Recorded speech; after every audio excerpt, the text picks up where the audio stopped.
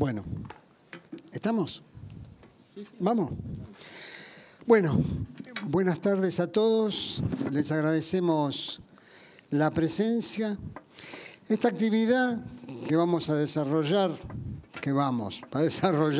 el doctor Curá y el doctor García Villalonga, está organizada por la Comisión de Problemática de los Pequeños y Medianos Estudios dentro de un ciclo que es un ciclo de excelencia profesional y que forma parte de, durante todo el año, vamos presentando diferentes actividades referentes a nuestra problemática, la problemática del pequeño y mediano estudio profesional.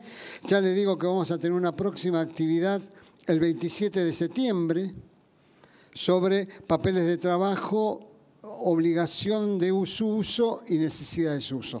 Una actividad muy interesante. El coordinador general de esta actividad es el presidente de la comisión, Adrián Gamberini, a quien le deseamos una próxima recuperación, una rápida recuperación porque anda con algunas nanas. Le voy a presentar a los expositores de esta charla para dejarlos a ellos a que les cuenten lo importante que es lo que dicen ellos. El doctor José María Curá es abogado y escribano de la Universidad de Buenos Aires, es especialista en gobierno de las sociedades mercantiles por la Universidad de Castilla-La Mancha, España. Es profesor titular de la Cátedra de Instituciones de Derecho Privado en la Facultad de Ciencias Económicas de la Universidad de Buenos Aires. Como actividad profesional es ex jefe del Departamento Legal de la Dirección de Personas Jurídicas de la Provincia de Buenos Aires y director del Código Civil y Comercial de la Nación comentado de Ediciones La Ley. El doctor Julio García Villalonga es abogado de la Universidad Nacional de Tucumán, magíster en Derecho Empresario en la Universidad Austral. Como actividad docente es profesor adjunto en la materia de Instituciones de Derecho Privado en la Facultad de Ciencias Económicas de la Universidad de Buenos Aires. Es funcionario de la Cámara Nacional de Apelaciones en lo Comercial y es coordinador general del Código Civil y Comercial de la Nación comentado de Ediciones La Ley. Los dejo en el uso de la palabra. La idea es ir escuchando el desarrollo de esta actividad. Luego, cuando los disertantes lo indiquen, vamos a escuchar las preguntas de ustedes de viva voz para ir enriqueciéndonos todos con esta actividad. Y yo en lo que pueda meter la mano, la meto. Bienvenida. Bueno, muchísimas gracias por la presentación. Gracias por permitirnos compartir esta idea de transitar algunos aspectos propios de esta reforma, de toda esta innovación en el derecho privado argentino, que se coloca, se ubica en dos o tres ideas que las estimamos de utilidad, de importancia para la actividad profesional que desarrollamos, sea como contadores, como administradores o el abogado dedicado al derecho de la empresa o en el caso de García Villalonga, el abogado dedicado a la jurisdicción comercial en el ámbito de la justicia nacional. Hay una primera idea que sin lugar a dudas es nueva para nuestro derecho, que es la idea de la empresa. Esta idea de la empresa que hasta ahora no la teníamos expresada ni en el Código Civil ni en el Código Comercial, como tampoco en la Ley de Sociedades Comerciales. Una ley de sociedades comerciales que nació y no tenía la expresión, el vocablo empresa en su texto. Claro, nos llevó a que durante mucho tiempo nos formamos en el ámbito académico, en el ámbito universitario como profesionales, pensando en una mera teoría, pero que no estaba enlazada con esa realidad.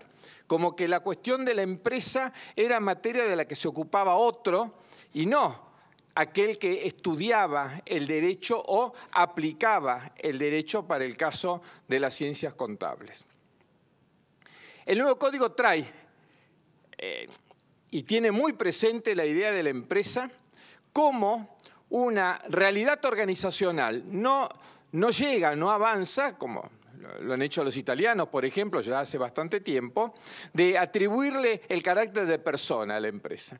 La empresa no es una persona jurídica, no es un sujeto de derecho, lo cual hasta acá parece prudente, parece bueno, y nos hemos detenido simplemente en ese aspecto de la organización. Lo organizacional, lo estructural, de factores de la producción para la producción de bienes y servicios, donde el código a eso le atribuye determinadas consecuencias. Y ahí comienza a atarse la realidad económica con la realidad jurídica. Hay un artículo, el 320, en la sección de personas jurídicas del Código, del nuevo Código Civil y Comercial, donde la noción de la empresa precisamente es determinante de la obligatoriedad de llevar contabilidad. Así que ya ahí tenemos un punto que es fundamental cuando nos podemos preguntar, ¿cuándo yo debo llevar contabilidad en debida forma? Hay en el Código Nuevo hay un matiz que es peculiar. Se le han cambiado los nombres a todo, de modo tal de que esto parezca original. Tenía una enorme carga política que no la podemos desconocer, por cierto, ese afán de innovar, de identificar al nuevo código con una gestión de gobierno ya concluida, pero que cuando se anunció en su momento en una sesión de apertura del Congreso, en ese 1 de marzo, la responsable del Ejecutivo dijo en ese momento que quería sentirse Napoleón. Lo dijo expresamente, modificando el código. Bueno, finalmente lo logró, entró en vigencia el 1 de agosto. Así ya no escuchamos hablar de contabilidad en legal forma, sino contabilidad en debida forma. Esta contabilidad es impuesta como obligación a las empresas, al desarrollo de actividades bajo la forma de empresa. Obligación que conceptualmente habría de ser acompañada de una sanción, de una consecuencia de reproche, que tampoco la tenemos. No hay una sanción por no llevar contabilidad en debida forma. En todo caso hay una consecuencia. La consecuencia es carecer del respaldo probatorio que muestre el giro del negocio en una hipótesis de conflicto. Es interesante ver cómo ahora también diversidad de empresas son abarcadas en este concepto unívoco, en cuanto a empresas industriales, empresas de servicios y empresas agropecuarias también, donde, claro, al ya no tener un distingo entre derecho civil y derecho mercantil, la actividad agropecuaria ingresa a este sistema único del derecho privado. Bueno, este es un punto para atender y prestarle esta debida atención en punto a cuándo yo debo llevar contabilidad en debida forma. También, al comienzo de la norma, el 320, hace referencia a toda persona jurídica, como que una persona jurídica, aunque no desarrolle su actividad bajo la forma de una empresa organizada, estructurada, también debe llevar contabilidad en debida forma. Esta es una parte general del Código en materia de personas jurídicas que ha tomado una relevancia que finalmente va a incidir en todas estas cuestiones que hoy vamos a ir así explorando y de algún modo colocando en resalto, donde hay una línea definitoria que es muy interesante para considerar. En la sección de contratos, cuando se abre la sección de contratos del Código, el segundo artículo de esa sección puntualiza el principio de la libertad contractual. Y esto no es de menor importancia. Desde lo muy personal, con una profunda adhesión a un sistema de libertad jurídica que traduce una libertad para las personas, libertad de contratar, en la medida que respete, miren qué simple lo hace la norma, la ley, el orden público y las buenas costumbres. Si yo respeto desde mi contratación la ley, orden público y buenas costumbres, puedo avanzar en la celebración de mi contrato. Y esto finalmente va a encontrar un reflejo en el sistema societario cuando, en el último punto de lo que tenemos previsto, trabajemos con la posibilidad de la libre contratación societaria. Que desde lo muy personal no voy a disimular mi entusiasmo y mi adhesión, aunque obviamente hay voces que critican esta posibilidad de la libre contratación societaria. Así que vamos hilando algunos puntos, esta idea de la empresa, esta idea de la libre contratación, y cuando llegamos a este punto de la libre contratación, yo no dudo en destacar que estamos colocados en un momento de la historia normativa jurídica argentina, donde especialmente hemos de advertir cómo se abre el campo profesional en definitiva. Estamos aquí por el interés de conocer, de informarnos, de explorar, de preguntarnos sobre nuevas formas que el derecho nos está brindando y no quedarnos en algunos formatos acaso muy publicitados o de remanida aplicación o tentados porque puedo obtener un SRL en 24 horas, cosa sobre lo cual tengo serios reparos y cuidados, y no se está advirtiendo, no se está destacando formatos que están presentes hoy en el código, en este nuevo código que se renovó totalmente como Código Civil y Comercial Unificado y arranca en un artículo 1442 sobre los contratos asociativos. No dejo de advertir, de destacar que ahí está uno de los caminos que se abren para llevar adelante la realización de obras, la prestación de servicios, pero con una advertencia que formula el Código. Y además de especial significación, ese contrato asociativo no da lugar ni a un sujeto de derecho ni a un formato sociedad. Entonces, estoy planteando la construcción de una herramienta técnica que va a demandar de mi asistencia profesional, pero que no da lugar a la existencia de un nuevo sujeto de derecho, una nueva persona. Valga, obviamente, estar atentos a que la generación de una nueva persona me va a demandar la necesidad de alimentarla, de cuidarla, de educarla. Y con una sociedad es más o menos lo mismo que con una criatura. No hay mucha diferencia, porque después cuando el organismo fiscal me determina deudas, caramba, yo no sabía que esto generaba esto o aquello. Y sí, claro, y lo has desatendido. Y con una, respecto de las personas humanas, con una desventaja. Las personas humanas en algún momento se mueren y se termina la historia. Con las personas jurídicas no se mueren, siguen ahí hasta que atendamos su disolución, su liquidación. De allí que estos contratos asociativos que es interesante ver que tienen una estructura muy parecida al de una sociedad, tal cual lo conocemos. Pluralidad de personas, 2 o más personas, comunidad de aportes, en ambos casos, para su aplicación a una finalidad común.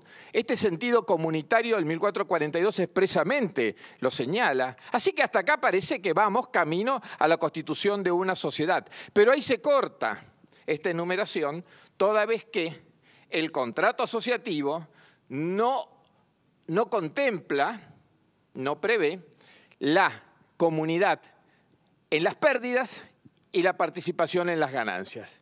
Eso no se da en el contrato asociativo, donde se mantiene la individualidad de cada uno de los participantes con sus particulares características personales, fiscales o las que sean.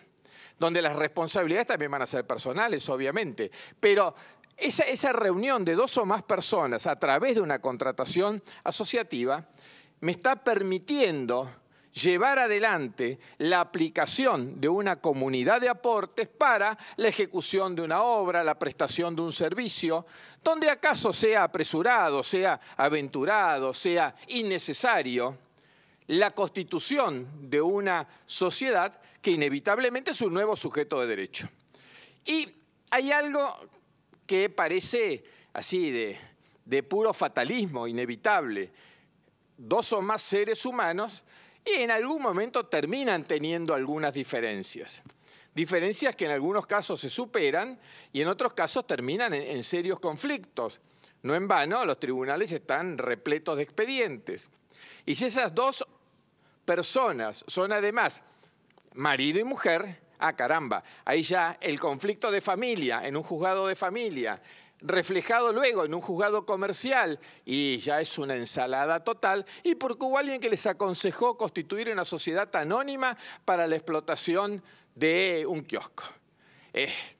Temas como para que no dejemos de advertir que en esta nueva etapa que asumimos tenemos un nuevo campo abierto, sumamente interesante, bajo fórmulas de naturaleza contractual a partir de esa libertad de contratación, donde es cierto, en la sección de contratos asociativos aparecen 4 contratos tipificados, entre ellos los contratos de colaboración empresaria, que antes los teníamos en la Ley de Sociedades Comerciales y ahora dejaron de estar en la Ley General de Sociedades para estar en el Código Civil como UT, Unión Transitoria, o como agrupación de colaboración.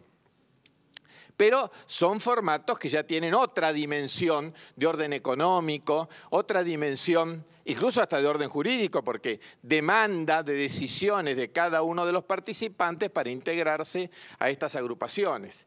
Pero yendo a los primeros artículos de la sección, en esa parte general de los contratos asociativos, destacamos esto, la posible participación en un formato contractual que tiene una semejanza con el contrato de sociedad, pero que no llega a ser sociedad. Consecuentemente, no genera la responsabilidad de la existencia de un sujeto de derecho con todas las consecuencias que de ello se deriva. Y este contrato asociativo, si desarrolla su explotación bajo la forma de empresa, pues esto ha quedado entonces enlazado con ese anterior artículo 320 que me impone la obligación de llevar contabilidad en debida forma. Ahí tenemos un escalón inicial en este trabajo que nos hemos propuesto, que nos está mostrando un primer panorama claramente planteado por el Código, donde todavía no tenemos la formulación de pronunciamientos judiciales que vayan interpretando esta normativa, pero también a la decisión judicial la vamos a ir anticipando y apuntalando con nuestra actividad profesional, en vez de ser una actividad profesional sólida, contundente, reforzada con nuestro trabajo de calidad. Especialmente este comentario vale para el último punto, el de las sociedades de la sección cuarta, que va a demandar de nosotros una gran actividad profesional. Aparece ahora, Julio, este tercer punto que hemos previsto, que es la niña mimada, esta niña de moda, la SAS, de la cual todo el mundo habla, que parece que en 24 horas la tenemos lista, así que García Villalonga nos va a ilustrar sobre todo esto. Julito. Muchas gracias. Bueno, muy buenas tardes a todos. Acá, como mi colega comentaba, hay un cambio de filosofía jurídica y económica con la sanción de este nuevo código. Y ese concepto de empresa que aparece en el artículo 320 se ve reflejado en normas que se fueron sancionando ulteriormente. Una de ellas es la ley 27.349, que regula el apoyo al capital emprendedor. ¿Y por qué interesa remarcar esta situación? Porque desde antaño había una discusión en torno a si podía considerarse que la empresa debía tener siempre un fin de lucro. Parte de la doctrina afirmaba que no había empresa si no hay un fin de lucro en la actividad empresaria, y otra parte de la doctrina en la que nos enrolamos nosotros señala que puede existir empresa sin fin de lucro. ¿Por qué? Porque en definitiva empresa es organización. Ya lo teníamos en su momento acogido en el derecho positivo con la reforma que se hace en el artículo 3 en la Ley de Sociedades, cuando se permite en el año 1983 que las asociaciones civiles adopten la forma societaria. Y la asociación civil, como bien todos sabemos, no tiene una finalidad de lucro. Esta disquisición, creemos ya con mayores fundamentos, encuentra mayor apoyatura ya en esta ley, donde en su artículo 2 define, más allá que las definiciones no son siempre del todo convenientes porque limitan cuestiones que quizá resulten poco claras, pero en este caso resulta útil la definición, define el concepto de emprendimiento. Y emprendimiento, que vendría a ser un sinónimo de empresa para lo que a nosotros, a la pyme le interesa, porque esta ley está apuntada directamente a la explotación en la pyme, refiere al emprendimiento como la actividad con o sin fines de lucro. Entonces aquí ya tenemos un concepto de emprendimiento o de empresa donde no es necesario, indudablemente, el fin de lucro como objeto final. Pero califica que ese emprendimiento se va a tratar de un emprendimiento dinámico en tanto y en cuanto exista un fin de lucro. Esto indudablemente da lugar a toda una definición, una concepción que el legislador tenía mentado, porque el sentido de esta nueva ley, la 27349, es la de agilizar y movilizar la inversión en el mercado. Es de público y notorio que en la economía argentina, con todos los traspiés que hemos tenido en las últimas décadas, el tema de la inversión se ha vuelto una cuestión crítica. Y sobre todo la inversión para la pyme, el emprendedor que quizás tiene la idea, pero no cuenta con el capital para poder llevar adelante su emprendimiento o no cuenta con el capital suficiente. Bueno, esta ley hace todo un intento que se ve reflejado positivamente en punto a crear una serie de instrumentos que permitan al emprendedor hacerse de ese capital. Un emprendedor ¿en qué lugar se va a hacer de ese capital? Se va a hacer de ese capital en un fondo que esta ley establece, en el cual van a participar inversores que van a verse beneficiados en la participación en dicho fondo a través de una suerte de exención impositiva que van a tener en el impuesto a las ganancias. Aquí ustedes, los contadores, mayoritariamente van a tener un trabajito interesante. No en la totalidad del impuesto a las ganancias, hay unos porcentajes, un 75%, dice la ley, en algún caso un 85% o porcentajes menores, pero en definitiva yo voy a poder hacer un aporte para aplicarlo a esto que es la posibilidad de financiar emprendimientos de pyme, porque esto está pensado para la pyme. Toda la primera parte de esta ley regula este régimen del emprendedor. Y a partir del artículo 33 se regula también en lo que a la pyme respecta toda la temática de la SAS, la Sociedad por Acciones Simplificada. La SAS viene a ser, desde mi modesto punto de vista, que siempre me ha gustado esta temática, en definitiva, tratar de ver cómo derecho y economía se consustancian de la mejor manera para responder a las necesidades que como sociedad tenemos, viene a ser una respuesta a la falta de contestación que la ley de sociedades da luego de su reforma, porque la ley de sociedades, como ustedes saben, ha sido modificada también con la sanción del nuevo Código Civil y Comercial de la Nación, y entre sus grandes modificaciones aparece la incorporación de la unipersonalidad. Unipersonalidad sobre la cual ya hemos hablado en su momento. Acá veo varias caras de gente que ha estado presente en la charla que hemos tenido en otra oportunidad. Pero unipersonalidad que en definitiva queda previsto conforme está regulado actualmente en la Ley de Sociedades para la gran empresa, para las filiales, incluso la temática de los contratos asociativos que el profesor Cura menciona acá, con la pyme tienen una importancia tangencial. Esto está pensado para la gran empresa en la generalidad de los casos. En definitiva, con la modificación de la Ley de Sociedades no se da respuesta a la necesidad que tiene la pyme de saber, en definitiva, si, por ejemplo, el que antes era comerciante, que hoy se denomina empresario, porque desaparece la figura del comerciante de la ley, puede constituir una sociedad de modo unipersonal. Indudablemente, si iba el cliente y les consultaba a ustedes lo primero que le iban a decir al cliente, o le dicen hoy en día, si quiere constituir una sociedad anónima unipersonal, es: señor, salvo que usted sea un potentado y esté pensando en un emprendimiento que realmente lo justifique, tendríamos que buscar algún tipo que se adapte a la medida de su negocio.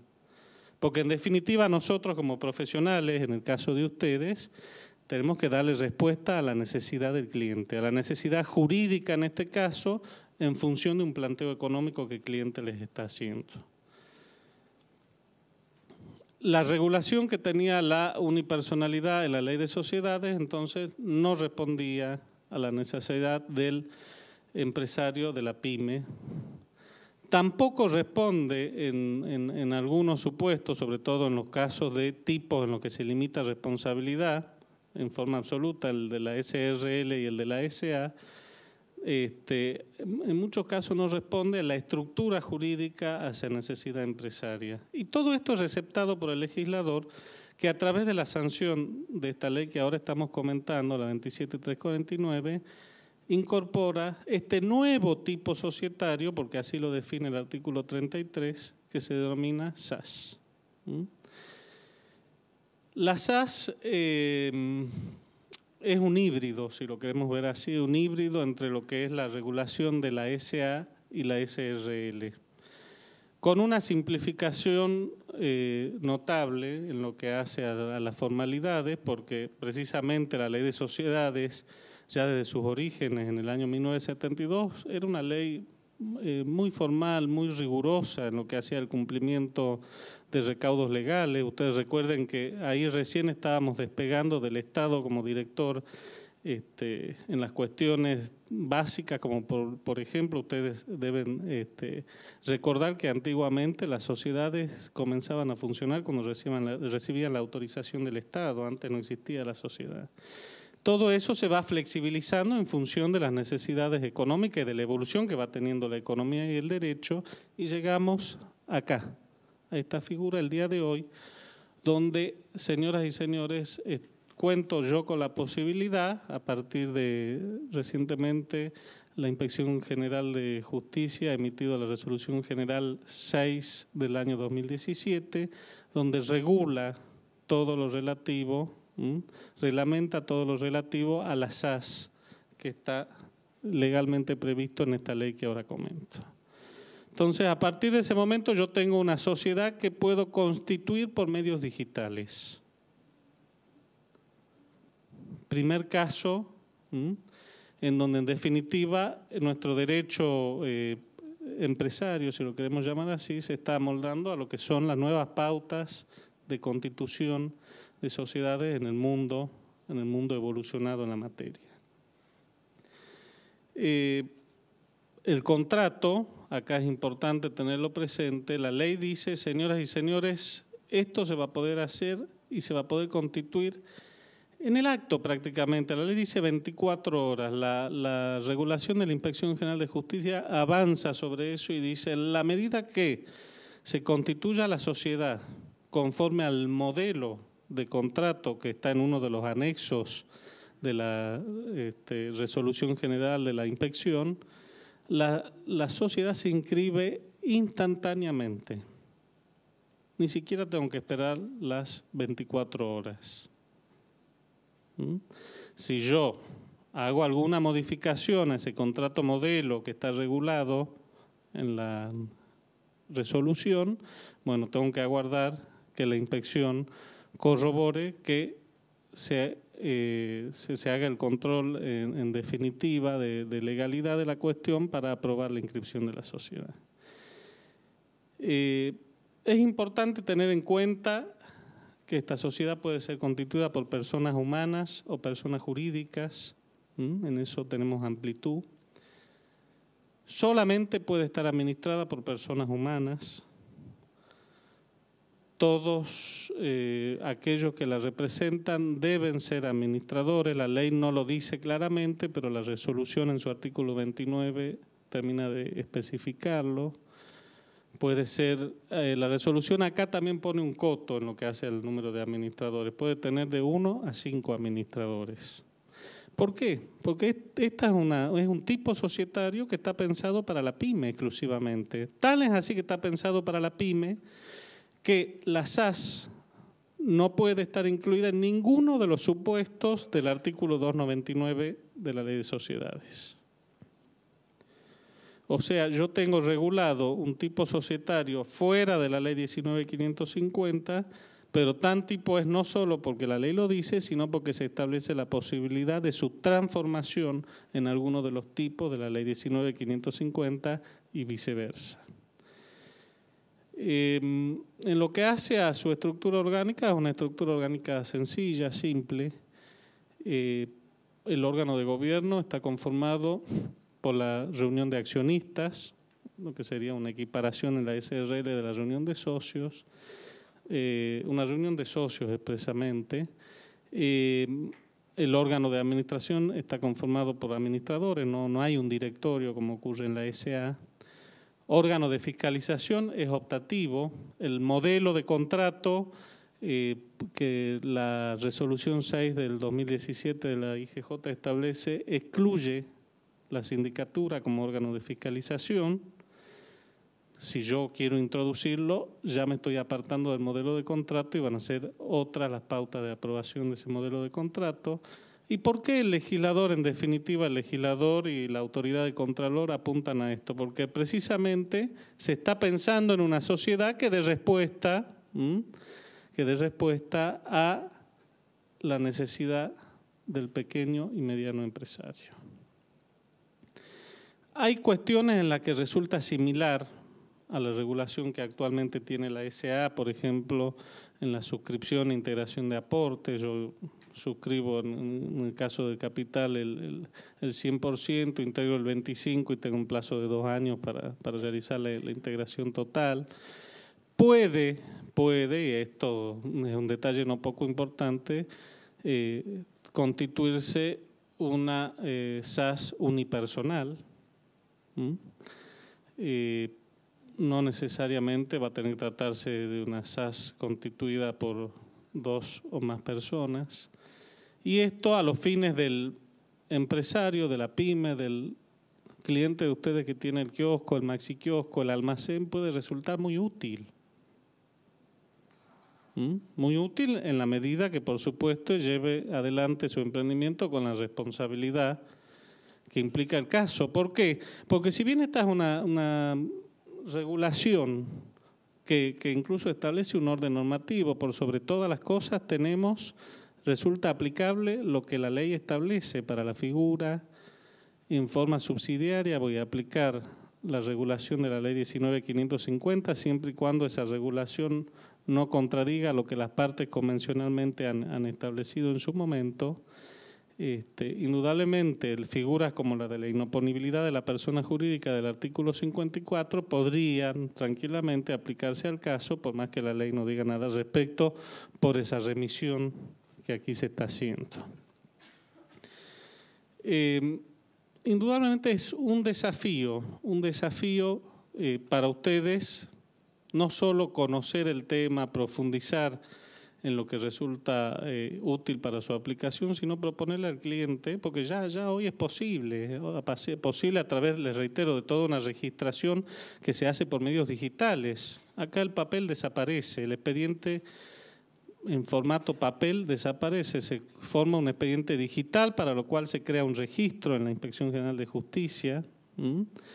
Y todo lo que implica su constitución, las modificaciones, la inscripción de los administradores, administradores que por otro lado no tienen que ofrecer la garantía que establece la ley de sociedades por los administradores en los casos de los tipos de allí regulados. Todo eso implica un desafío que le va a ser de utilidad al cliente que está buscando una figura como esta y que en definitiva viene a dar respuesta a esa falencia que tenía la ley de sociedades, donde la pyme, en líneas generales, no obtenía un toque de realidad de lo que en definitiva hoy por hoy la economía exige.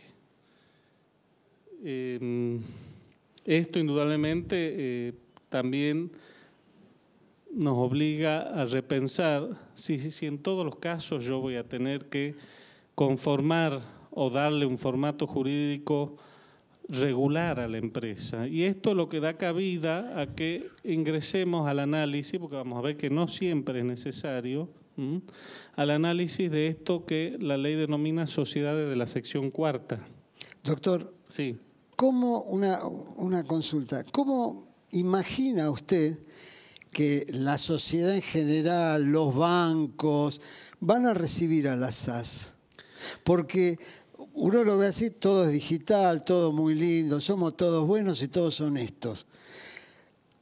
¿Qué pasa cuando esta SAS va al banco para abrir sus cuentas y para comprar y vender? ¿Qué pasa? ¿Cómo se lo imagina? Acá el tema, me viene muy bien la acotación del organizador. El tema es interesante porque, bueno, yo no he referido a los detalles de la ley, pero bueno, en lo que atañe al capital, imagínense que no tenemos aquí la exigibilidad del capital de los 100.000 pesos que la ley exige para el caso de la SA. Aquí se exige un capital mínimo de 2 salarios mínimos vitales y móviles, que hoy está en 8.060 pesos el salario mínimo. Redondeemos 20.000. Que creo que se iba a 20.000 hasta julio del año que viene. Indudablemente uno se podrá preguntar, es lo primero que yo me he preguntado, que nos hemos preguntado todos los que más o menos estamos interesados en el tema, ¿qué posibilidad de producción voy a tener? No hablemos de financiamiento porque estoy refiriendo a un aporte inicial con eso que hoy por hoy, y creo que cualquiera de nosotros que en definitiva somos profesionales de la economía en alguna medida, sabemos que no es una suma, no sé si algún kiosco podrá arrancar con esa suma, pero quizá eso encuentre una respuesta desde el punto de vista de que no por algo esta ley está erigida a partir del artículo 33 en lo que es esto que se denomina apoyo al capital emprendedor. ¿Por qué? Porque si bien la ley establece esa base, eso no implica que yo, si quiero, no, por supuesto, puedo hacer un aporte superior. La idea de la constitución de la SAS es que yo pueda recurrir a estos fondos que la ley en toda su primera parte regula. ¿Para qué? Para financiarme y como empresario de la pyme poder llevar adelante ese emprendimiento. O sea, buscar el financiamiento afuera, que es donde yo lo necesito, porque quizás yo, emprendedor, no cuento con el capital suficiente, supongamos si lo llevo adelante en forma unipersonal.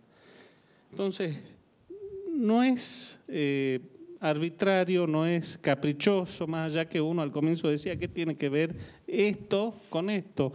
Y en definitiva termina siendo el juego del living, donde está la mesa ratona y están los silloncitos. Todo tiene que ver con todo.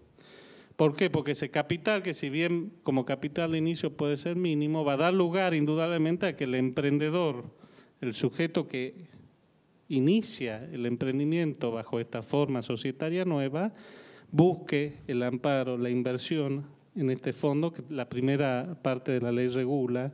Y bueno, indudablemente ahí todo eso va a estar en juego, la intervención del financiamiento que pueda dar un banco en función de la necesidad y de cómo se plantea. Por eso es tan importante la participación que ustedes, asesores desde lo contable, desde lo económico, puedan dar, independientemente del asesoramiento jurídico que los abogados en ese caso provean. No es caprichoso entonces eso que usted me está consultando. ¿Por qué? Porque la idea de constituir esta SAS indudablemente va unida a la idea de recurrir a este fondo de capital emprendedor que la primera ley... O sea, una cosa lleva a la otra, ¿no? Exacto. Necesitamos las dos partes. Las dos partes. La conjunción de la voluntad societaria con el apoyo externo. Sí. Más allá que de voluntad societaria, de la voluntad organizativa, porque como le digo, yo puedo constituir en forma unilateral la sociedad y ahí no hay una voluntad societaria. No, una voluntad personal. Entonces, la idea de tratar de buscar eso, que es lo que me estaba faltando ahora y que explica el porqué de esta ley, que como dice acá mi colega, todavía no ha habido por lo reciente, por lo nuevita, etcétera, no tiene ningún precedente jurisprudencial. Pero la idea es que, así como está pensada, con sus muchas virtudes y algunos defectos, bueno, como todo lo humano, que no es perfecto, sirva para motorizar este sector de la economía que está representado por la pyme. La pyme que no, eso no se lo tengo que recordar porque es una realidad que ustedes conocen mejor que yo, es la que motoriza la economía de un país. Las grandes empresas tienen un rol importante, pero las pymes son mucho más y tienen una porción de la torta bastante interesante. Obviamente van a faltar regular, así como salió una primera resolución conjunta con AFIP, regular el tema de empleador y todo lo que trae. Sí, lo bueno que tiene la ley es que incluso en cuestiones laborales hay un artículo donde expresamente se establece que resultan aplicables las normativas, por ejemplo, de solidaridad laboral, de la ley de contrato de trabajo. Son todas cuestiones integrales que nos tienen que servir para entender que esto es algo universal. Desde el punto de vista se intenta dar una respuesta, no desde un solo enfoque, el societario, el contable, el financiero.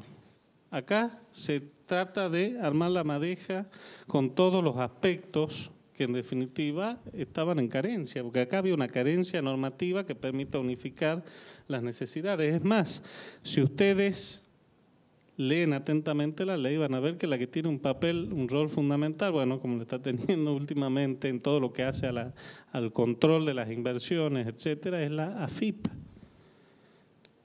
La Inspección General de Justicia, señoras y señores, es un mero organismo de contralor registral. Es casi un gestor, ¿no? Para que exista la sociedad. Y nada más que eso, ahí muere el asunto. Es más, así lo establece expresamente el artículo 2 del decreto reglamentario.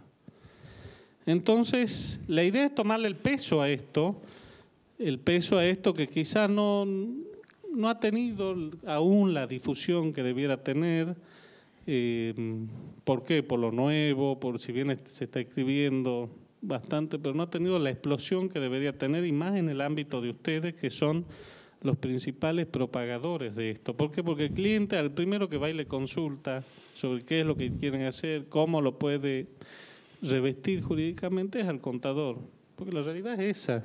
Van y le preguntan al contador antes que al abogado. Porque con el contador o son amigos o tienen el abono. Con el abogado no siempre tienen el abono, y si le van a preguntar algo tienen miedo que el abogado le cobre mucho. ¿Ah? Eso es lo bueno. Eso es lo bueno. Yo creo que nosotros desde nuestro ámbito profesional tampoco todavía nos metimos, nos sumergimos en esto para entender bien cuáles son las ventajas y las desventajas de estas SAS, ¿no es cierto? Frente, ¿qué va a pasar con la AFIP? Yo no creo que el viernes haya una avalancha de solicitudes.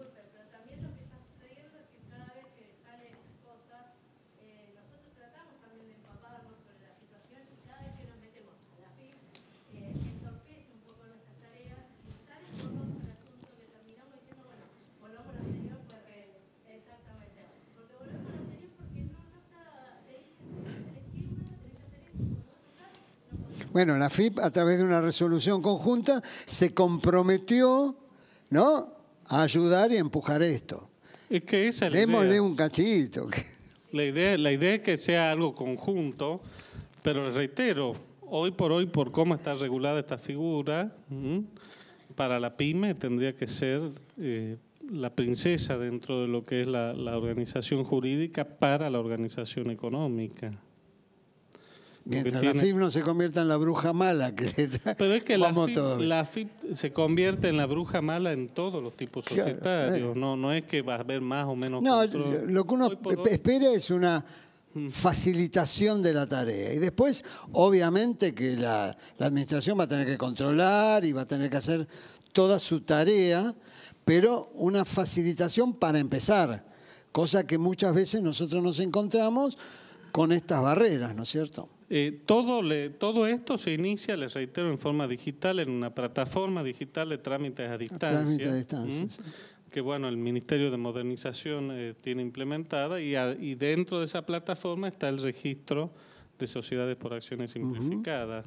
Todo se hace en forma digital, con firma digital. Y vamos a tener el quit. Es importante tener en cuenta trámites, dictámenes profesionales, etcétera, previos, no son necesarios en el caso de que el contrato o el acto constitutivo, para ser más exacto, de la SAS se concrete obedeciendo estrictamente las pautas del modelo que está en el anexo de la resolución. Ni siquiera hace falta el dictamen profesional en ese caso. Bueno, y después en lo que hace a otros detalles organizativos, acá prima, por supuesto, ya ayornándonos a lo que son las necesidades y la realidad de hoy en día, la notificación, por ejemplo, para la reunión de socios se puede realizar por medios electrónicos, siempre y cuando la notificación sea fehaciente. Y creo que la participación también, ¿no? Exacto. La participación puede tener lugares de distintos lugares, en la medida que estén interconectados, por ejemplo, en videoconferencias, etcétera, se puede concretar de esa manera. O sea, es una sociedad muy, muy, muy flexible en lo que hace al derecho como respuesta a esto que es esa necesidad de la pyme. Y, por supuesto, en lo que hace a adaptarnos a los nuevos tiempos, a la digitalización de los procesos. Nosotros en el tribunal, y para los que están en el tribunal, que son auxiliares, peritos, etcétera, lo conocen perfectamente, ya estamos en camino de formación de todo lo que es el expediente digital. Más allá que sigue existiendo el expediente en formato papel, todo se digitaliza ahora. En eso estamos por la buena senda. Y creo que esta es la primera respuesta normativa de una sociedad que se adecúa perfectamente a esas nuevas necesidades en estos tiempos que corren actualmente. Bueno, ahora siguiendo un poco con el programa, creo que estaría bueno que tome la palabra por el tema de las sociedades de la sección cuarta o subsanables. No le gusta a mi colega esa denominación, pero bueno, ya le va a contar. Son larguísimos debates con Julio. Y sin lugar a dudas acá hay una variable que está instalada en la Ley de Sociedades entre los artículos 21 al 26. El viejo espacio de las de hecho irregulares ahora lo ocupan sociedades de la sección cuarta. No le busquemos nombre porque no lo tiene. Más allá que mi entrañable amigo dijo subsanables, otros dicen simple, otros dicen residuales, las sociedades del cajón del sastre. Hemos escuchado así un montón de denominaciones, pero técnicamente no tiene ninguna denominación. Así que son sociedades de la sección cuarta como la FIP las denomina. En el trámite de la CUIT, la FIP dice Sociedad Sección Cuarta, capítulo primero, Ley General de Sociedades.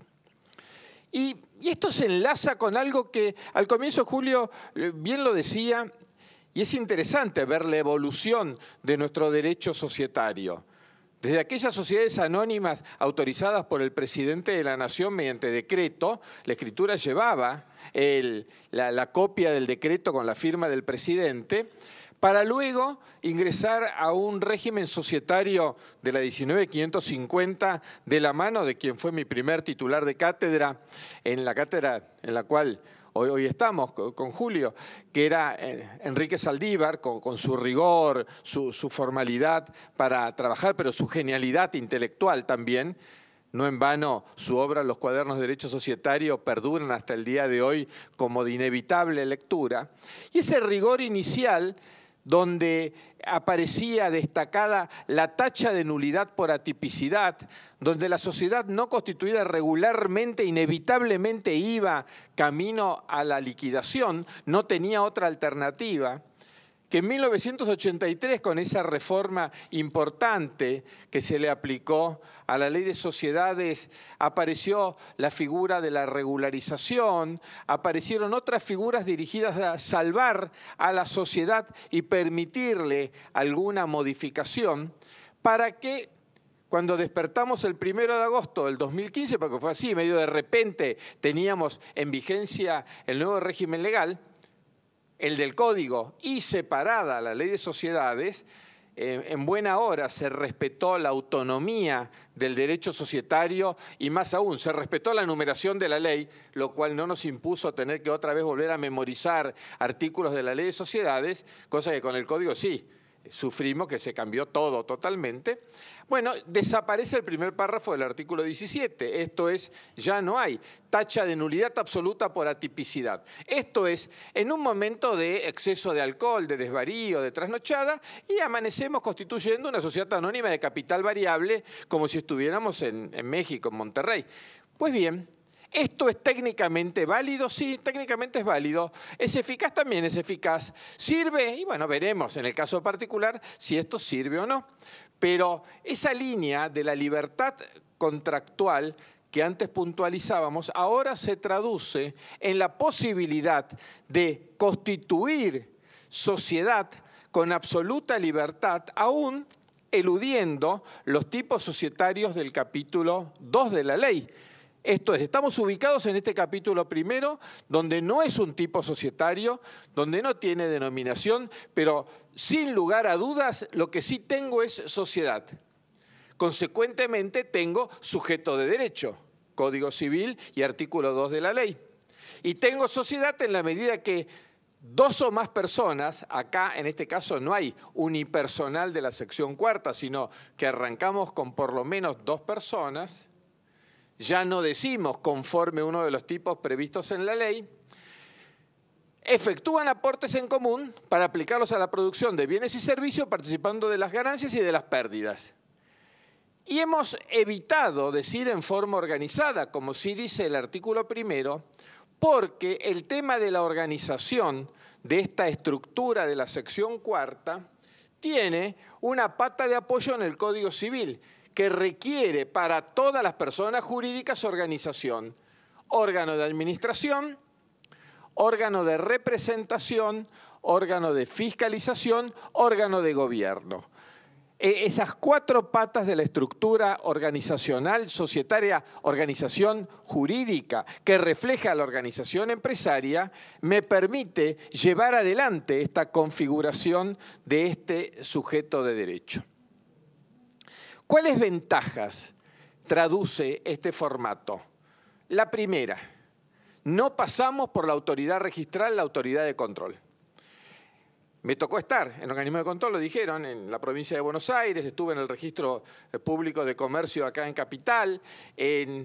Uno se siente vinculado con la materia registral, sin lugar a dudas, pero lo cierto es que para el pequeño negocio nada nos aporta ese control de legalidad al momento de la constitución, ese control de funcionamiento durante la existencia de la sociedad. Totalmente convencido.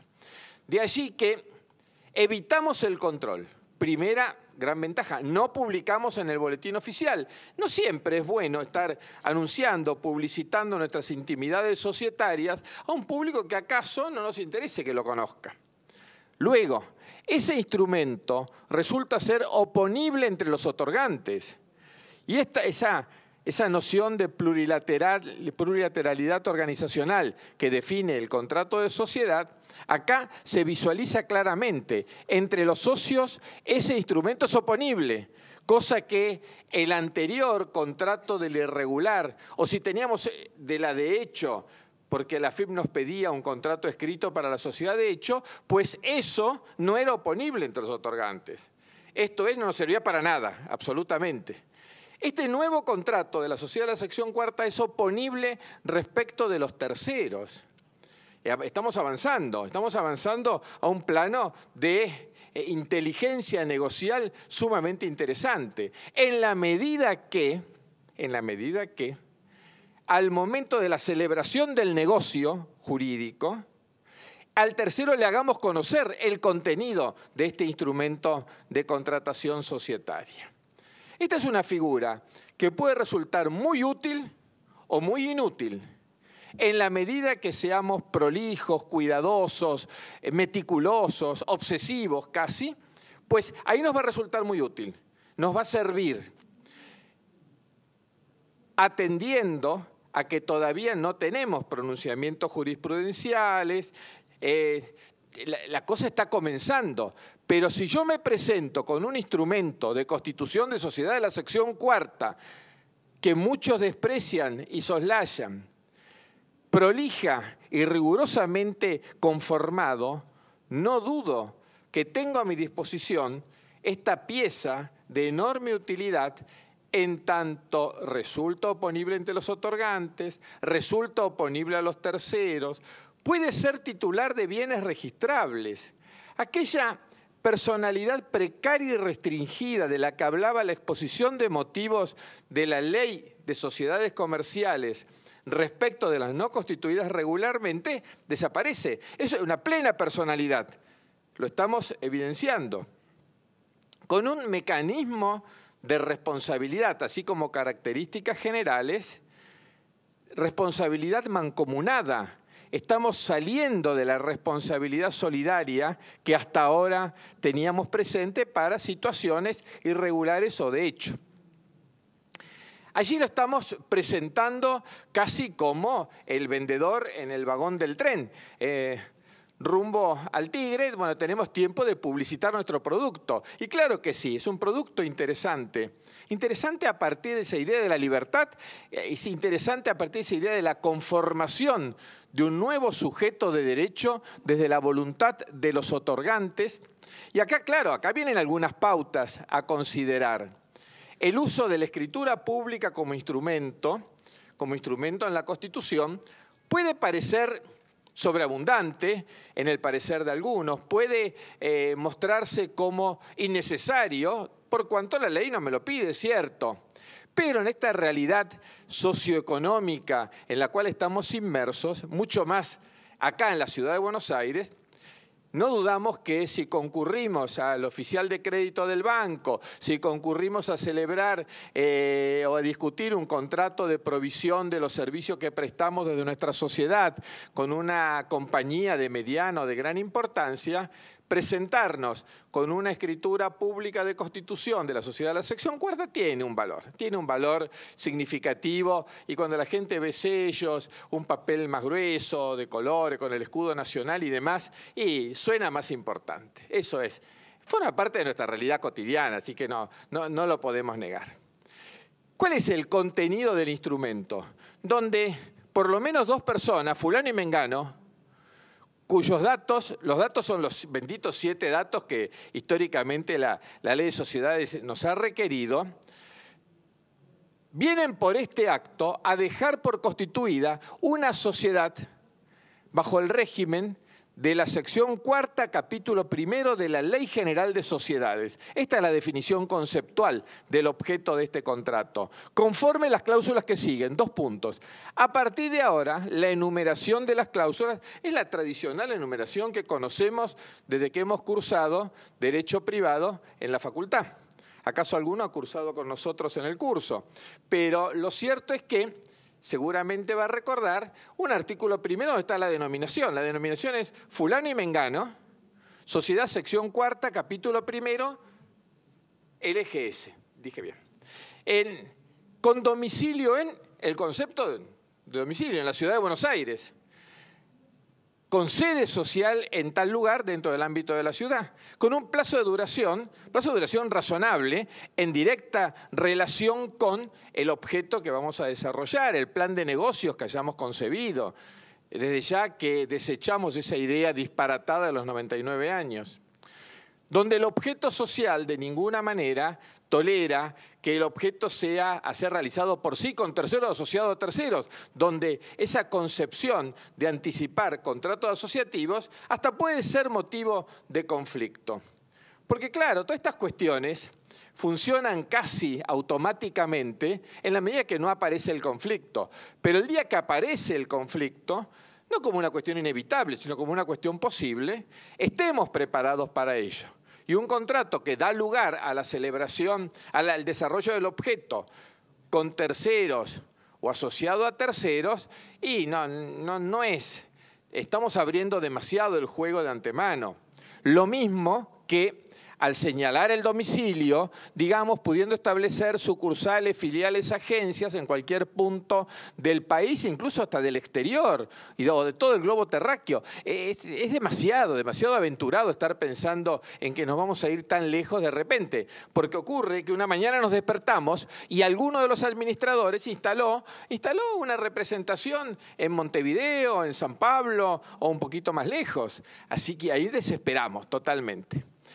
El capital social, también en directa relación con la realidad del negocio, no tiene una representación técnica esquematizada por la ley. Así que estaremos hablando de partes de interés, y estas partes de interés, donde no aparece, ya sería demasiado complejo, porque por ahí en el articulado aparece la alternativa de adoptar alguno de los tipos societarios.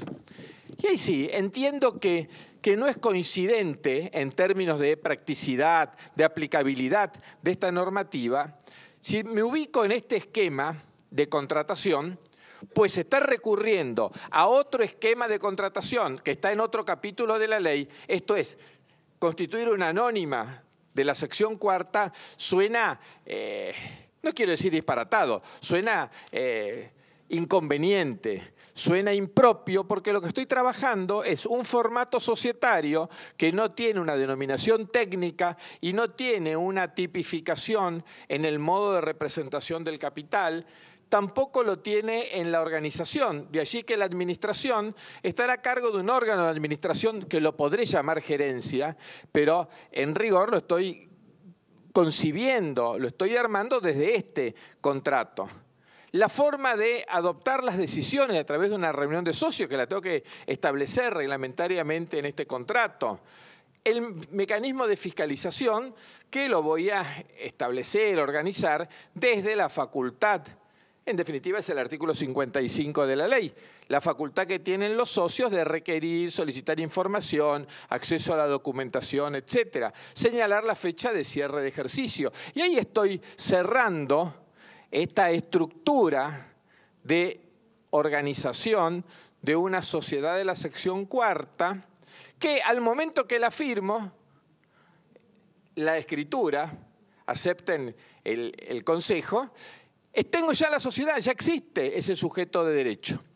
Viene a continuación, en orden a la existencia, un planteo que más de una vez lo hemos conversado acá en la asesoría a los matriculados, cuando considero como posible, y lo estamos incluso gestionando dentro del Consejo para que esto se formalice ya orgánicamente, pero hasta acá, yo considero hasta posible que la identificación de los libros para llevar contabilidad en legal forma con suficiente efecto probatorio ante el tribunal, si yo le llevo al tribunal un libro que dice en 28 de agosto, en mi condición de contador certificante, procedo a habilitar el presente libro diario, el presente libro inventario y balance que consta de tantos folios útiles como perteneciente a la sociedad tal, con domicilio en tal lado, firmo e intento legalizar la firma acá en el Consejo. Digo todavía intento porque el tema no está formalmente autorizado, o no me legalizan la firma porque dicen que no está ordenado todo esto. Pues esa firma profesional, yo entiendo que ahí ya tengo un elemento de suficiente certeza que me permite llevar contabilidad en forma ordenada. Y de ese modo, y a renglón seguido, la FIP me va a otorgar la quit sin ningún reparo, porque tiene previsto en su organización reglamentaria el otorgamiento de quit para las sociedades de la sección cuarta. Y de esta forma podemos contar con un formato societario si es que nos quedaba chico un contrato asociativo. No dejemos de lado esa alternativa anterior, la del contrato asociativo, que me permite avanzar luego a este formato societario, y si este formato acaba quedándome chico, bueno, avanzaré ya a los formatos que están sometidos a la registración ante un registro público que sea. Sobre este tema de la registración, mientras Julio hacía su presentación, yo me quedaba pensando, y con vos lo conversábamos durante el café, ¿qué ocurre? Y ya te hago la pregunta entonces, Julio, ¿qué ocurre con los registros provinciales? Vos que además sos de raíz tucumana y que obviamente no la has disimulado para nada en buena hora, ¿qué pasa si vamos a el registro público de San Miguel de Tucumán?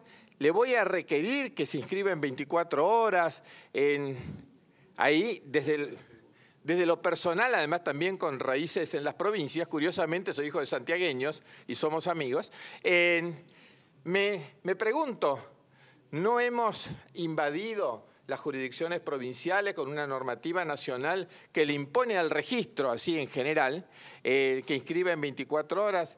Bueno, ahí hay algún tema como para discutir y charlar algo. Sí, indudablemente. En realidad la ley tiene ese recaudo que hasta cierto punto parecería excesivo. Imagínense en Tucumán y más en Santiago del Estero que se haga algo en 24 horas es medio complicado. Pero no se privó de la crítica. Pero lo cierto es que todo lo que es la reglamentación de la ley queda a cargo de cada registro. Así como la Inspección General de Justicia lo ha hecho para las sociedades que se constituyan acá en el ámbito de la Ciudad Autónoma de Buenos Aires, habrá que ver qué interpreta por 24 horas el santiagueño o el tucumano. ¿Ah? ¿Qué se puede hacer en esas 24 horas como registración? Descontando la siesta y las 3 horas que está abierto el registro. Pero bueno, en líneas generales, algo de cintura queda en el ámbito de la registración. Es más, esto que yo mencionaba hace un ratito, de que la sociedad se inscribía directamente si se atenía al modelo que la Inspección General de Justicia provee acá en uno de los anexos, eso no surge de la ley. Eso surge de la resolución de la inspección. Eso en las provincias, salvo que copien o adopten la misma idea, no va a ocurrir. Y la otra realidad es que Dios está en todos lados, pero reside en Buenos Aires. Hay que ver, en definitiva, después qué número de sociedades se constituyen. Aunque yo creo y resalto la idea de que esta sociedad es una sociedad que tiene que proliferar. Usted hace un rato me consultaba sobre el tema del financiamiento. Más allá de que si uno lee con atención la primera parte de la ley, el tema de los emprendedores está apuntado básicamente a la persona humana que quiere emprender, realizar el emprendimiento. Lo cierto es que estas sociedades pueden entrar a jugar parte dentro de lo que hace ese financiamiento, a participar y a tener beneficios en las cuestiones impositivas. Y eso también, quieras o no, es una ayuda al mediano o largo plazo para organizar mejor el negocio. La realidad es que el punto de partida de que la pregunta que siempre se hace, ¿qué me dice usted si voy al banco con una sociedad que tiene de capital social 2 salarios mínimos vitales y móviles? Y el banco en realidad va a analizar el contexto, no solo de la seriedad del objeto, del cumplimiento, sino de quién es el que está invirtiendo, qué solvencia tiene, porque al banco también le va a interesar captar un cliente más en la medida que la cuestión sea llevada en términos de responsabilidad económica empresaria. Bueno, en eso no difiere mucho de lo que pasa hoy. Si yo voy con una SRL a ver al banco y el banco va a mirar así y decir, sí, está bien, pero ¿quién avala todo esto?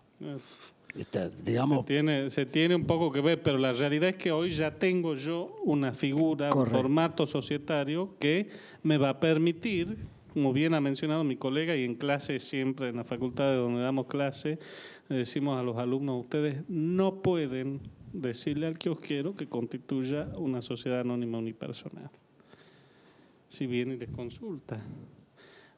Es más, en muchos casos, me pasaba el otro día en una de las clases, una alumna me contaba que es parte de una sociedad familiar de antaño que se dedica, explota autos de renta. Y me comentaba que la sociedad había sido constituida como una SA y que realmente le resultaba un tipo societario muy pesado para esa explotación. Y de ahí nos hemos tomado esa situación como un caso práctico, porque la idea es que el alumno no solo vea la teoría, sino que en definitiva presienta en la práctica cómo funciona la cuestión, y hemos analizado qué posibilidades había de transformar esa organización jurídica en alguno de los tipos de la ley 19.550 o de la SAS que hoy ya está presente. Y bueno, esa persona iba a conversar en su casa y iba a ver qué podía hacer. Un poco esa es la idea y la misión que ustedes como profesionales, desde la perspectiva del ejercicio activo de la profesión, yo estoy en el tribunal, así que mi situación es distinta, pero ustedes como profesionales para aconsejar al cliente, no solo aconsejarlo, sino orientarlo, porque el cliente de esto no sabe y para eso nos estamos formando. Y si ustedes los aconsejan bien, seguramente el cliente no solo les va a agradecer, sino que va a seguir siendo cliente, que es un poco lo que aquí se está buscando, ¿no? Traer un poco de tranquilidad en función del conocimiento, de la preparación que cada uno va haciendo en su camino de vida profesional, para que eso le sea útil a quien está necesitando, que en este caso es el cliente.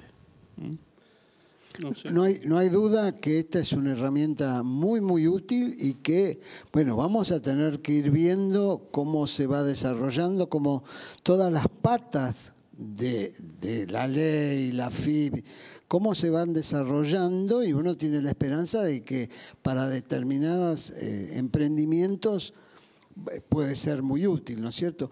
Yo le quería hacer una pregunta al doctor Curá, como para cerrarlo.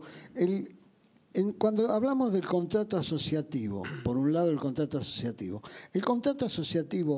no va a necesitar un respaldo documental que me lo asimile, lo que sería la vieja UTE. El contrato asociativo, si hablamos del contrato asociativo, vamos a necesitar un respaldo documental, sí, o algo como para... ¿Y en qué se diferencia de cualquier otra figura societaria? Porque es una figura societaria. Asociativa. Suena parecido, y lo habíamos destacado, en punto a que el contrato asociativo no tiene esa comunidad de pérdidas y ganancias. Ahí se cortó la identificación de uno con otro.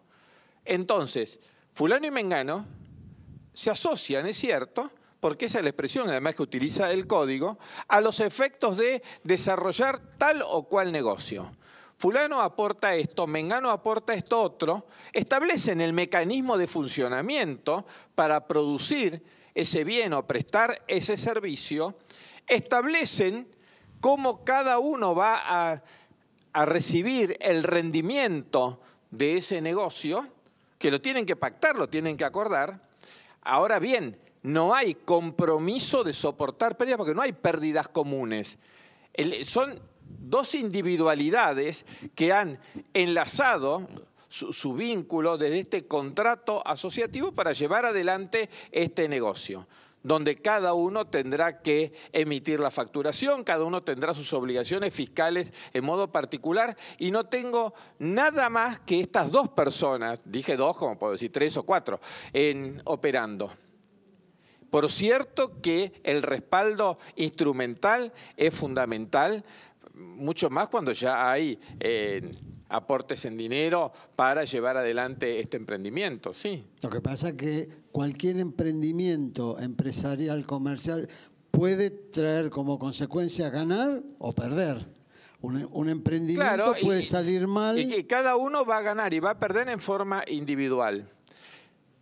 Lo cierto es que sí, después en la realidad terminamos comportándonos como socios, no como partícipes de un negocio asociativo, y lo terminamos desvirtuando, no sea que finalmente se califique la relación como societaria y no como asociativa. Mira, yo alguna vez en el juzgado, yo pasé por el Poder Judicial en algún momento, y resulta que era la historia absolutamente cierta, porque tuvimos el expediente en el juzgado, de un señor gallego, ya grande para hacer la macana que hizo. Así, una sola ceja, bien gallego. Y gallego, como todo buen gallego, que era dueño ¿de qué? De cabaret, hoteles, alojamiento y bares, con un patrimonio importante, con varios inmuebles. Hasta que un día una de las señoritas que trabajaba para él en el cabaret le preguntó si podía traer a su hermanita a ingresarla en ese noble arte de las alternadoras. El gallego chocho, feliz, una jovencita para el negocio. La jovencita y el gallego se enamoran. Entonces, enamorados, resulta que dijo, basta, que no le estén toqueteando a los clientes, y a partir de este momento, con el gallego solamente. A cambio de eso, le dio la administración del negocio. Así que la niña atendía el negocio. Hasta que un día se cruzó con 3 abogados, me acuerdo uno era un gigante, inmensamente grande. Estos 3 abogados le dijeron, esperá, vos no sos la novia del gallego, vos sos la socia del gallego. Consecuentemente le promovió demanda de disolución de sociedad de hecho comercial. Recibimos el expediente. una demanda que era, usando una expresión de hoy en día, bizarra, porque era una cosa alocada. Ella, contando que era la socia, describía el negocio, una cosa escabrosa, así, hasta desagradable. Pues imaginan lo que era la documentación contable que aportaba esta niña. Oficio a la lavandería para que informe cuántos juegos de sábana se habían lavado en el mes. Entonces, un juego, un turno, vayamos multiplicando y vamos armando una contabilidad que Eugenio Pacelli estaría horrorizado de verla.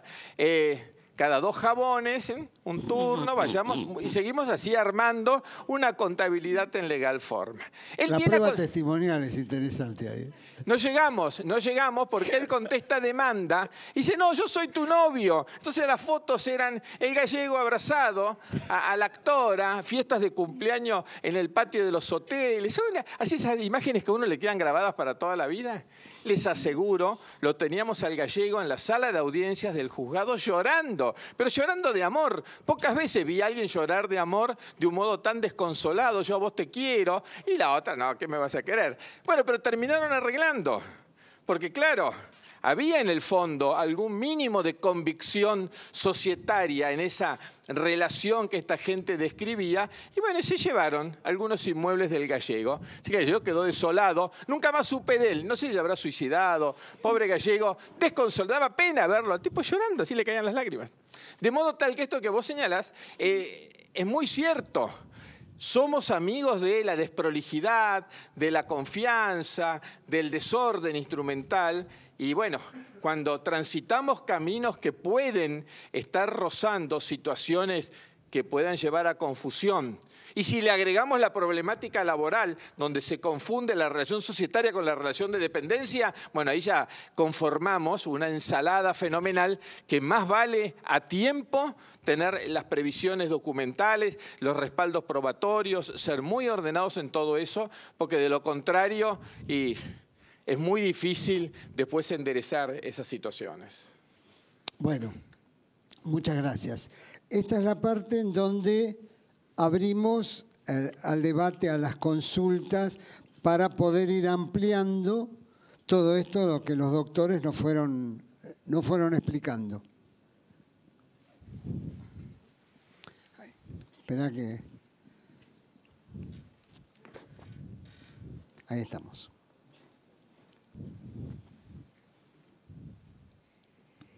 Yo quería consultar porque usted dijo que en el caso de unipersonales, de ser un SAS, una sociedad unipersonal, era solo para una gran empresa, para las filiales.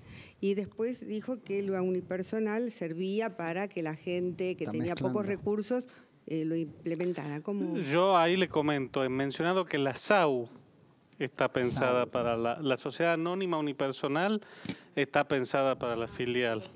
La SAS, que es la sociedad por acciones simplificada, no sociedad anónima simplificada, como alguna vez alguien me dijo, sociedad por acciones simplificadas está orientada a la pyme. Son dos cuestiones distintas, las dos pueden ser unipersonales, por supuesto, pero uno es SA y el otro es SAS.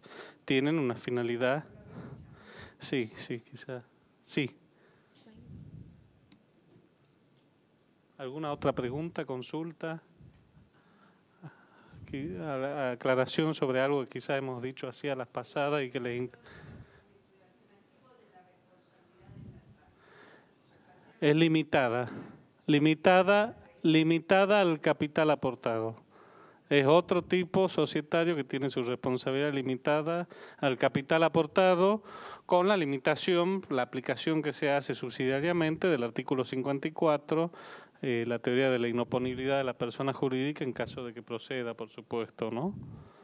Por eso hablábamos de que hace falta ayuda externa porque la sociedad en sí misma tiene una responsabilidad y una capacidad muy limitada, ¿no sé? Como ocurre en la SRL o en la SA. Claro. Vamos a pasar dos avisos parroquiales. El primero, con toda disposición y con todo gusto, los martes y los miércoles de 11:30 a 15:30 los recibo, estoy en la gerencia técnica, de modo tal que ahí con todo gusto podemos consultar, podemos preguntar sobre estas cuestiones que se nos vayan planteando a lo largo de la vida profesional.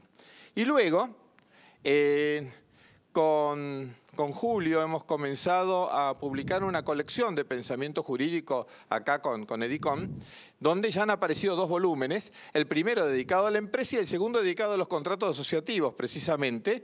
Son libros pequeños, los hemos pensado para la lectura rápida, accesible, en especial de los matriculados del Consejo, de modo tal que eso también está a disposición de ustedes como para poder tener ahí una síntesis de los contenidos que hoy hemos trabajado, y anticipamos el próximo volumen que va a estar a mediados de septiembre ya acá en el stand de Edicom, que es el dedicado a fideicomiso.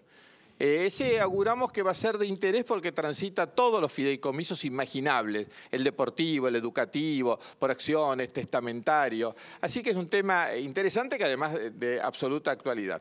Así que, estimadísimos, ahí tienen los 2 avisos como para poder mantener este vínculo y continuarlo con nosotros.